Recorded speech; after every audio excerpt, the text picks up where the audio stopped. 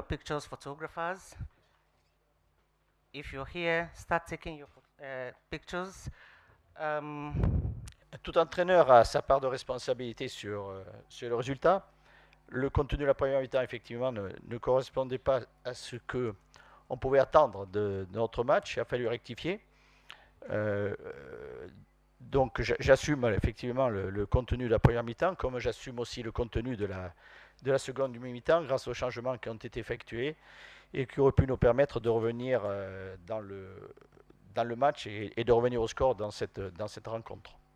Ce n'est pas un problème de confiance, c'est simplement un problème d'expérience du niveau de cette compétition et que il est plus facile pour des jeunes joueurs de rentrer que de démarrer et de débuter un match.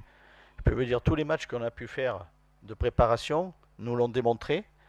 Et donc, on sait qu'on peut les introduire et qu'ils peuvent nous apporter. Aujourd'hui, se baser uniquement sur un départ d'équipe très jeune qu'on supporte un risque d'inadaptation au match qui nous était présenté, surtout contre le Ghana. Euh, je pense que nous avons quand même eu 2 matchs de Coupe du Monde qui ont malheureusement démontré qu'il y avait un apport important de jeunes, mais qui, qui avaient du mal à assumer déjà la prise en charge d'un match. Donc on sait qu'après, introduire un cours de match, quand les choses se sont un petit peu décantées, c'est plus facile. C'est toute la problématique qu'on a pour nous d'arriver à justement à les faire mûrir à travers ces rencontres de haut niveau. Effectivement, le réalisme, l'efficacité, elle nous fait défaut sur ces 2 dernières rencontres, et notamment ici en seconde mi-temps sur les occasions que nous avons eues. Après, on ne règle pas tout par l'entraînement. Des séances devant le but, on en fait. Je ne sais pas si vous assistez aux entraînements, vous avez pu vous rendre compte que on n'est jamais toujours éloigné du but.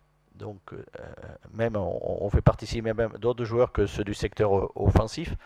Seulement, la différence qu'il y a entre marquer des buts à l'entraînement et marquer un match, avec tout le côté émotionnel que ça représente, il y a quand même une différence en termes de lucidité et de justesse de geste.